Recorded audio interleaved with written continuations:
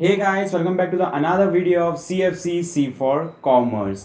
So accountancy के first अपने intro chapter के अंदर अपन ने लेक्चर 1 में अपन ने एक प्रोसेस डेफिनेशन देखी थी कि अकाउंटिंग क्या चीज़ है। अकाउंटिंग क्या बोला था अपन ने, एक प्रोसेस है। ठीक है। फिर लेक्चर 2 के अंदर अपन ने, मैंने आपको पूरा फ्लो बताया था अकाउंटिंग का। आप मतलब मोस्ट ऑफ तो जनों को जिनको नॉलेज नहीं है, बिल्कुल भी समझ में नहीं आया होगा। मैंने सिर्फ एक फ्रेमवर्क देने के लिए आपको बताया था वो। ठीक है। तो आज अपन जो अपन डेफिनेशन पढ़ी थी ना, इसकी मीनिंग पढ़ा था अकाउंटिंग का। Accounting is a process of recording, classifying, summarising. तो आज अपन उसकी टर्म्स देखेंगे। तो बेसिकली स्टार्ट करते हैं। ठीक है।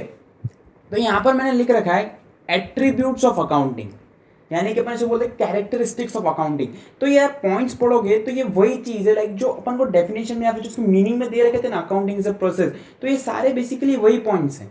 ठीक है। तो आज अपन इसके पॉइंट्स को डिस्कस करेंगे, क्यों बोल रखा है, जो प्रोसेस बता रहा है कि वो क्या चीज़ है। ठीक है। वैसे मैं इसको लिंक करूंगा जो अपन ने कल वीडियो, इसकी जो लास्ट वीडियो मैंने डिस्कस करी थी, जो अकाउंटिंग फ्लो के ऊपर थी। मैंने आपको पूरा दिखाया था कि वाकई में अकाउंटिंग फ्लो कैसे होती है। तो मैंने क्यों दिखाया था, वो बेसिक पर्पस जो मैंने उस वीडियो में बोला था वो आज सॉर्ट करूंगा। आपको थोड़ा थोड़ा लिंक होगा, वो कैसे हो भली मालूम नहीं पड़ेगा, लेकिन वो क्यों बताया था आपको इस प्रोसेस से लिंक होगा। और वो वीडियो हर बार काम आएगी जब मैं हर अलग अलग चैप्टर अपन चालू करेंगे। तो उस हर हर चैप्टर को मैं लिंक करूंगा उस अपनी सेकंड वाली वीडियो से, जिसके अंदर मैंने पूरा अकाउंटिंग फ्लो आपको बताया। ठीक है। तो अपन स्टार्ट करते हैं फॉर एट्रीब्यूट्स ऑफ अकाउंटिंग या कैरेक्टरिस्टिक्स ऑफ अकाउंटिंग। तो मीनिंग के अंदर जो अपन ने पढ़ा था, तो उसके अंदर अपन ने पूरे टर्म्स देखे थे, अलग अलग टर्म्स दे रखा था कि क्या प्रोसेस में क्या क्या चीज़ें आती है, क्या फ्लो है। तो अपन उन टर्म्स को आज डिस्कस करते हैं। तो स्टार्ट करते हैं। फर्स्ट दे रखा है अपन को identification of financial transactions and event. क्या बोल रहा है? Identification of financial transactions and effect. सबसे पहली बात कर लेते हैं अपन ट्रांजेक्शंस और इवेंट्स के बारे में। ये फर्स्ट लेक्चर के अंदर ही मैंने आपसे डिस्कस किया था कि ट्रांजेक्शंस का मतलब क्या होता है और इवेंट्स का मतलब क्या होता है।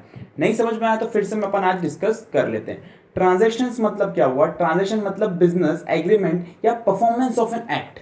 और इवेंट का मतलब क्या हो गया? इवेंट का मतलब क्या हो गया? हैपनिंग और कॉन्सिक्वेंस ऑफ ट्रांजैक्शन, यानी कि ट्रांजैक्शन से आने वाला रिजल्ट। ठीक है। तो कुछ प्रोसेस हो रही है, उस प्रोसेस का रिजल्ट जो होगा उसको क्या बोलेंगे? इवेंट। और जो कुछ चीज अपन परफॉर्म कर रहे हैं उस प्रोसेस के लिए, उसको क्या बोलेंगे? ट्रांजैक्शन। इसके लिए मैंने एक एग्जांपल लिया था। एग्जांपल में मैंने लिया था कि एक बिजनेस रन कर रहा हूं मैं, उसके अंदर मैंने परचेज करी, सेल करी। ठीक है। परचेज करी, सेल करी, तो वो क्या होगा? ट्रांजैक्शन। और उसका इवेंट क्या होगा? मैं प्रॉफिट निकालूंगा ना, तो परचेज करी, सेल, उससे नेट प्रॉफिट की, मेरा नेट सरप्लस कितना बचा मेरे पास, सरप्लस क्या हुआ मेरा, तो वो क्या हो जाएगा? इवेंट। ठीक है। तो ये चीज होगी आपकी ट्रांजैक्शंस एंड इवेंट्स। ठीक है। तो अपन मैंने फर्स्ट वीडियो में डिस्कस किया था कि इनको अपन रिकॉर्ड करते हैं, लेकिन यहां पर लिखा है financial transactions and effect, event, sorry, financial transactions and event. किसे और किन चीज को आइडेंटिफाई करना है? Financial transactions and events. Accounting में बहुत इंपॉर्टेंट चीज है कि अकाउंटिंग में अपन उन्हीं ट्रांजैक्शंस और इवेंट्स को रिकॉर्ड करते हैं जिनको अपन फाइनेंशियल टर्म्स में देख सके, यानी फाइनेंशियली अपन देख सके, फाइनेंस में हो, मनी में मेजर कर सके। ठीक है। तो बुक्स ऑफ अपन अकाउंटिंग में उन्हीं चीजों को रिकॉर्ड कर सकते हैं जो फाइनेंशियल नेचर की हो। ठीक है। इसलिए बोला है कि identification of transaction, financial transactions and events. अब सबसे पहली चीज अकाउंटिंग में स्टार्ट कर रहे हैं, तो सबसे पहले क्या चाहिएगा? अकाउंट, अपन जो अकाउंटिंग करेंगे उसके पहले क्या चाहिएगा? कि कुछ हो। अब जो ट्रांजेक्शन इवेंट्स घटेंगे, परचेज करेंगे, सेल करेंगे, अब उसको आइडेंटिफाई कैसे करेंगे? आज आपके बिजनेस में आपने परचेज किया, आपने कुछ सेल किया, तो उसको आइडेंटिफाई कैसे करोगे? उसका भाई कुछ बिल तो होगा, बिल इनवॉइस कुछ तो होगा, तो उसके बेसिस के ऊपर आप उनको क्या करोगे? आइडेंटिफाई करोगे। ठीक है। तो क्या होंगे? फाइनेंशियल नेचर के, क्योंकि उसमें मनी टर्म्स तो इन्वॉल्व हो गई होगा, कुछ ना कुछ अमाउंट से आपने खरीदा हुआ या बेचा होगा। ठीक है। तो फाइनेंशियल भी हो गए। उसके बाद उसको आप आइडेंटिफाई करोगे उन ट्रांजेक्शन इवेंट को, किस बेसिस पे? उनके इनवॉइसेस, बिल, रिसिप्ट या कुछ भी, जिस भी आपके पास कुछ ना कुछ का एविडेंस होगा, तो उस बेसिस पे उसको क्या करोगे? आइडेंटिफाई। अब फर्स्ट पॉइंट तो अपने अपन आइडेंटिफाई कर लिया ट्रांजेक्शंस एंड इवेंट्स को। अब सेकंड पॉइंट क्या आता है? Measuring the identified transactions. तो भाई जो पॉइंट ए में अपन ने ट्रांजैक्शंस एंड इवेंट्स आइडेंटिफाई किए, अब उनको मेजर करेंगे। मेजर कैसे करेंगे? एक कॉमन मेजरेबल यूनिट के साथ। अपन इसको क्या बोल सकते हैं? करेंसी, कंट्री की जो करेंसी, यानी कि अपनी कंट्री की करेंसी क्या है? रुपीज। तो अपन उन सारे ट्रांजेक्शन को रुपीज के फॉर्म में मेजर करेंगे। ठीक है। कि दिस मच टन, अगर अपन टन्स में अपन मेजर कर रहे हैं, रॉ मटेरियल, अपना जो भी मटेरियल है उसको अगर अपन टन्स में मेजर कर रहे हैं, तो 10 टन्स ऑफ रुपीज 2,50,000, या फिर 20 टन्स ऑफ रुपीज 2,80,000, इस टाइप से अपन उसको मेजर करेंगे। तो सबसे पहले एक चीज़ क्या हो गई, अपन पहले आइडेंटिफाई करेंगे ट्रांजैक्शन एंड इवेंट्स को, जो कि क्या फाइनेंशियल नेचर के होंगे, ठीक है। उसके बाद आइडेंटिफाई करेंगे, उनके बेसिस पे अपन उसको मेजर करेंगे कॉमन मेजरेबल यूनिट के साथ। सारी चीज़ों को अपन किससे मेजर करेंगे, कॉमन मेजरेबल यूनिट, यानी कि जो कंट्री करेंसी अपनी रुपीज़ में।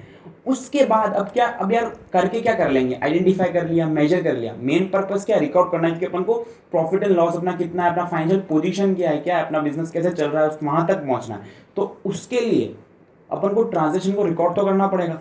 तो थर्ड स्टेप क्या करेंगे, अपन रिकॉर्ड करेंगे वो ट्रांजेक्शन को। तो जो भी ट्रांजेक्शन एंड इवेंट्स अपन ने किए ना, उनको रिकॉर्ड करेंगे। क्या करेंगे, रिकॉर्ड करेंगे। अब यार रिकॉर्डिंग कैसे होगी, रिकॉर्डिंग अपन एक एंट्री पास करेंगे, रिकॉर्डिंग बेसिकली कहाँ पर होती है, रिकॉर्डिंग होती है जर्नल के अंदर। किसमें होती है, जर्नल, एक पूरा जर्नल बुक होती है, उसके अंदर अपनी रिकॉर्डिंग होती है। उसको अपन बुक्स ऑफ ओरिजिनल एंट्री भी कहते हैं। क्या कहते हैं, बुक्स ऑफ ओरिजिनल एंट्री। तो रिकॉर्डिंग करेंगे अपन जर्नल के अंदर। जर्नल के अंदर भी दो सब डिवीजन होते हैं। सब डिवीजन होते हैं। पहला होता है सब्सिडरी बुक्स और दूसरा होता है जनरल प्रॉपर। अब यार ये दोनों सेपरेट, ये चैप्टर्स अपने आगे आएंगे स्पेसिफिक। सब्सिडरी बुक्स क्या होती है, सब्सिडरी बुक्स के अंदर अपन क्यों बनाते हैं, बेसिकली सब्सिडरी बुक्स में इसलिए रिकॉर्ड करेंगे अपन क्योंकि वो अपन बुक्स ही इसलिए बनाएंगे क्योंकि अपने ऐसे बिजनेस में बहुत सारे ट्रांजेक्शन्स होते हैं जो फ्रीक्वेंट बेसिस पे डे टू डे अकर करते रहते हैं। जैसे कि परचेज हो गया, सेल हो गया, तो ये बहुत सारे अलग अलग से बहुत होते रहते हैं। तो उसके लिए क्या करते हैं, अपन एक अलग से बुक बना लेते हैं कि यार जितना परचेज बुक बना लेते हैं, उसके अंदर करते रहते हैं। ठीक है, तो परचेज बुक क्या होगी, जो बुक्स बनाते हैं ना, परचेज बुक बना दी, सेल हुआ, तो ये सब सब्सिडरी बुक्स कहलाती है। क्या कहलाती है, सब्सिडरी बुक्स का मेन बनाने का ऑब्जेक्टिव यही होता है कि जो चीज़ें आपके बिजनेस में फ्रिक्वेंटली अकर होती जा रही है, ट्रांजेक्शन फ्रिक्वेंटली अकर हो रहे हैं जिस नेचर के, तो उसके लिए आप एक बुक बना दो ताकि वो सारी एक ही जगह पर आ जाएगी। ठीक है, तो उसको अपन वहाँ पे रिकॉर्ड कर लेंगे। लेकिन जो ट्रांजेक्शन्स फ्रीक्वेंटली नहीं होते हैं, साल में मतलब एक बहुत कॉमन बेसिस पे नहीं होते हैं, तो उनको अपन रिकॉर्ड करते हैं जनरल प्रॉपर के अंदर। अब अपन ने रिकॉर्ड तो कर लिया जनरल में, यानी कि सब्सिडरी बुक्स के अंदर। तो थर्ड स्टेप ये हो गई। तो अभी तक अपन ने 3 स्टेप कर ली। पहला अपन ने आइडेंटिफाई कर ली क्या ट्रांजेक्शन एंड इवेंट्स अपन को रिकॉर्ड करना है। उसके बाद अपन ने को मेजर किया कि कॉमन मेजरेबल यूनिट के अंदर, ये भी हो गया। उसको फिर अपन ने उसको अपन रिकॉर्ड किया सब्सिडरी बुक्स में। ठीक है, अगर परचेज हो तो परचेज बुक में, सेल है तो सेल्स बुक में। तो अब ये भी अपन आगे डिस्कस करेंगे कितनी टाइप की सेल्स, कितनी टाइप की सब्सिडरी बुक्स होती है। ठीक है, वो अलग से चैप्टर आएगा। फिलहाल के लिए इतना ही कि रिकॉर्डिंग अपन सब्सिडरी बुक्स में करेंगे। ठीक है, अब उसके बाद क्लासीफाई करेंगे।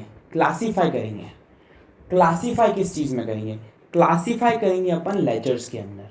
अभी लेजर क्या चीज़ होती है, अपन ने रिकॉर्ड कर लिया। ठीक है, क्लासीफाई अपन करेंगे जाके लेजर के अंदर। लाइक अपन ने परचेज बुक जो थी, परचेज बुक के अंदर सारी परचेज कर ली, सारी परचेजेस दिखा दी। अब यार परचेजेस दिखा दी, अपन को ये तो दिख रहा है बिजनेस में कि अपन ने इतनी परचेज करी, लेकिन कुछ हो सकती है उस पर क्रेडिट पे होगी, कुछ हो सकती है उसमें कैश में होगी।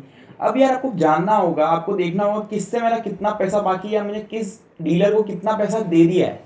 तो उसके लिए अपन को कुछ उसका अपन अकाउंट बनाते हैं ना। अगर आप अपने बिजनेस, अगर आपके पापा बिजनेसमैन होंगे तो आप खाते मेंटेन करते होंगे कि भाई ये डीलर से अपने इतना माल खरीदा, इतना पैसा बाकी है, अलग से बुक में। ठीक है, तो वैसे ही इसको अपन उन्होंने क्या किया, उसको क्लासीफाई किया। ठीक है, तो इससे भी क्या कर रहे हैं अपन, रिकॉर्डिंग तो कर रहे हैं अपन बुक्स के अंदर, सब्सिडरी बुक्स में कि ये परचेज किया, ये परचेज किया, ये परचेज किया, एक ही जगह पे, लेकिन किन किन से परचेज किया। तो उसके लिए उसको क्लासीफाई करेंगे। लाइक अपन ने पूरे साल में एक एक्स से परचेजेस करी, एक्स एक मतलब डीलर ले लेते हैं, उससे अपन ने परचेजेस करी एक्स से बहुत सारी साल में बहुत बार। तो उसको अपन ने यहाँ पे रिकॉर्ड तो कर लिया सब्सिडरी बुक्स के अंदर। ठीक है, रिकॉर्ड तो कर लिया, लेकिन उसको क्लासीफाई क्या करेंगे, लेजर में।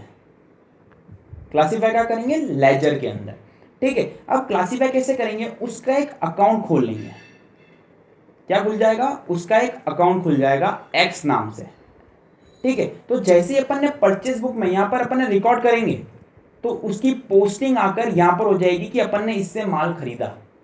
ठीक है, कैसे, एक्स अकाउंट में क्लासीफाई हो जाएगा। तो अब इससे क्या होगा, इस चीज का पर्पस क्या हुआ, क्लासीफाई करने का। अब क्लासीफाई करने से क्या होगा ना, अपन ने एक्सेस साल भर में जितने भी ट्रांजेक्शन हुए हैं वो सब एक जगह पे कलेक्टिव हो जाएंगे। तो क्लासीफाइंग का मतलब ये हुआ कि अपन को एक कलेक्टिव पूरा इंफॉर्मेशन देता है एक पर्टिकुलर हेड के अंदर साल भर में कितने ट्रांजेक्शन हुए हैं। ठीक है, कुछ भी टाइप के, मैं सिर्फ परचेज की बात नहीं कर रहा हूँ, किसी भी टाइप के सेल्स हो गया, परचेज रिटर्न हो गया, तो ठीक है अलग अलग चीज़ें होती है, तो अपन बाद में डिस्कस करेंगे कि लाइक क्या क्या हो सकती है। लेकिन एक क्लासीफाई अपन लेजर्स के अंदर करते हैं, और लेजर क्यों बनाते हैं अपन की एक पर्टिकुलर हेड के अंदर, जैसे कि अपन एक्स अकाउंट लिया इस केस में, तो एक पर्टिकुलर हेड के अंदर पूरे साल में एक अकाउंटिंग ईयर में कितने कितने कितने कितने कितने कितने ट्रांजेक्शन्स हुए, ठीक है, तो अपन ने उसको क्लासीफाई भी कर दिया। तो बेसिकली क्लासीफाई करते वक्त लेजर में क्या होता है, पोस्टिंग होती है, अपन ने रिकॉर्डिंग तो यहाँ पे कर दी सब बुक्स के अंदर, अब उसको पोस्ट कर दिया बंदे के अकाउंट में, ठीक है। अब अपन ने रिकॉर्डिंग कर दी, सब कुछ कर लिया, अपन ने क्लासीफाई भी कर दिया उनके स्पेसिफिक हेड्स के अंदर, अपन ने एक्स से माल खरीदा था उसको फर्स्ट रिकॉर्ड किया, फिर अब उसको अपन जाके एक्स के अकाउंट में पोस्ट भी कर दिया, यानी क्लासीफाई कर दिया लेजर्स के अंदर, ये ठीक है, क्लासीफाई भी कर दिया। अब समराइज, समराइज अपन ने सब कुछ जो कर दिया, मतलब क्या भैया, अपन ने लास्ट तक सब चीज़ें कर ली, लेकिन अपन को एंड रिजल्ट क्या चाहिए, अपन को सारे ट्रांजेक्शन या इवेंट्स का जो भी अपना आ रहा है, अपन को उससे मेन मुद्दा क्या चाहिए कि अपना फाइनेंशियल्स क्या, अपनी क्या, अपन को प्रॉफिट कितना, अपना वो क्या। तो समराइजिंग के अंदर क्या होता है, समराइजिंग इटसेल्फ वर्ड से ये हो रहा है कि शॉर्ट में लेके आना। इतना सब कौन देखते पड़ेगा कि इससे इतना, बाकी मेन मुद्दा वो नहीं, वो तो अपन फाइनेंस का एक प्रोसेस है तो कर रहे हैं अकाउंटिंग का, ठीक है। तो उससे अपन को जो रिजल्ट चाहिए वो आएगा समराइजिंग के पॉइंट ऑफ व्यू से, ठीक है। समराइजिंग के अंदर अपन क्या निकालेंगे, एक रिजल्ट निकालेंगे जो अपना मेन ऑब्जेक्टिव है। तो समराइजिंग का मतलब क्या हुआ, अपन क्या करेंगे, उसको एक शॉर्ट में लेके आएंगे, लाइक जो कि अपन अंडरस्टैंड कर सके, जिसको अपन आसानी से पूरा एक इवेल्युएशन ले सके पूरे बिजनेस का, ठीक है। तो इस पर्पस के लिए अपन क्या क्या बन इस ये चीज़ जानने के लिए, समराइज करने के लिए पूरे ऊपर की सारी प्रोसेस को, अपन क्या क्या क्या स्टेटमेंट्स बनेंगे अपने प्रोसेस में। एक बनेगा ट्रायल बैलेंस यानी कि टीबी, ठीक है। उसके बाद बनेगा अपना प्रॉफिट एंड लॉस अकाउंट, और उसके बाद बनेगा अपना बैलेंस शीट, जो कि अपनी फाइनेंशियल पोजीशन दिखाएगी। तो समराइजिंग के अंदर जब हम सारी चीज़ों को ऊपर की समराइज करेंगे, इन सारी चीज़ों को, तो क्या बन के अपने को किन तीन चीज़ों का अपन बनाएंगे, किन तीन चीज़ों को ऊपर की सारी चीज़ें समराइज करने के लिए। पहली चीज़ होगी ट्रायल बैलेंस, दूसरी चीज़ होगी प्रॉफिट एंड लॉस, और तीसरी चीज़ होगी बैलेंस शीट। ये तीन चीज़ें आपको बनानी पड़ेगी, तो उससे क्या पूरा समराइज आ जाएगा। अब आपने तीनों चीज़ें बना ली, अब लास्ट स्टेप जो होगी वो होगी analyse and interpretation and communicating. Analyse and interpret करेंगे। अब पूरे बिजनेस को आपके पास आ गया कि आपकी पीएनएल प्रॉफिट इतना हो, आपकी फाइनल पोजीशन इतनी है, आपकी ना बैलेंस शीट के अंदर असेट्स इतनी, लायबिलिटीज इतनी है, आपने सब कुछ देख लिया। अब एनालाइज एंड इंटरप्रेट क्यों करेंगे, एनालाइज एंड इंटरप्रेट इसलिए करेंगे क्योंकि डिसीजन लेने में काम आएगा, फ्यूचर के लिए काम आएगा कि अपन कहाँ पे लेक कर रहे हैं, कहाँ पे अपन को कैसे ग्रोथ करनी है, प्लानिंग में काम आएगा बिजनेस की फ्यूचर के लिए, ठीक है। तो उसके लिए एनालाइज करेंगे पूरी सारे ये तीनों चीज़ें बनाई अपन ने, trial balance, profit and loss, balance sheet, इन सबको एनालाइज करके डिसीजन लिए जाएंगे जो अपने बिजनेस रन कर रहे हैं, ठीक है। उसके बेसिस पे अपना फ्यूचर की अपनी ग्रोथ कैसे, अपन क्या करना है बेटरमेंट के लिए, तो वो सारी चीज़ें अपन एनालाइज करेंगे अलग अलग फैक्टर्स पे, ठीक है। तो हो जाएगा फिर analyse and interpretation based on balance sheet and P and L, ठीक है। उसके बाद इन सारे जो अपने फाइनेंशियल जो अपन निकल के आए उसको अपन कम्युनिकेट करेंगे to the users of our financial statement, ठीक है। तो जो भी अपने फाइनेंशियल यूज कर रहे हैं वो, तो इस चीज के अंदर दो जने हो सकते हैं, एक्सटर्नल यूजर्स और इंटरनल यूजर्स, ठीक है। पहले अपन ने उसको एनालाइज एंड इंटरप्रेट कर लिया डिसीजन मेकिंग के लिए, उसके बाद अपन कम्युनिकेट कर देंगे जो अपने ओन फर्म के अंदर जो यूजर्स हैं उनको, और एक्सटर्नल जो यूज करते हैं फाइनेंशियल, तो उनको अपन कम्युनिकेट कर देंगे। अब इंटरनल यूजर्स क्या क्या हो सकते हैं, एक्सटर्नल यूजर्स क्या क्या हो सकते हैं, वो अपन एक सेपरेट वीडियो में डिस्कस करेंगे। इस वीडियो के अंदर मैं सिर्फ वो डेफिनेशन जो मीनिंग अपन ने अकाउंटिंग की प्रोसेस का फर्स्ट लेक्चर के अंदर देखा था वो समझा कि ठीक है, अपन ने प्रोसेस बताई थी। तो प्रोसेस में क्या क्या आता है, ये बेसिकली पूरी प्रोसेस है। सबसे पहले अपन आइडेंटिफाई करेंगे फाइनेंशियल ट्रांजेक्शन जो अपन को रिकॉर्ड करने हैं, फाइनेंशियल ट्रांजेक्शन एंड इवेंट्स को। उसके बाद अपन को मेजर करेंगे पर्टिकुलर मेजरेबल यूनिट से, जैसे जो कि अपनी कंट्री की मनी, ठीक है, रुपीज, सॉरी। अपन ने आइडेंटिफाई कर लिया, अपन ने मेजर कर लिया। अब मेजर करने के बाद मेन मुद्दा उसको रिकॉर्ड करना है।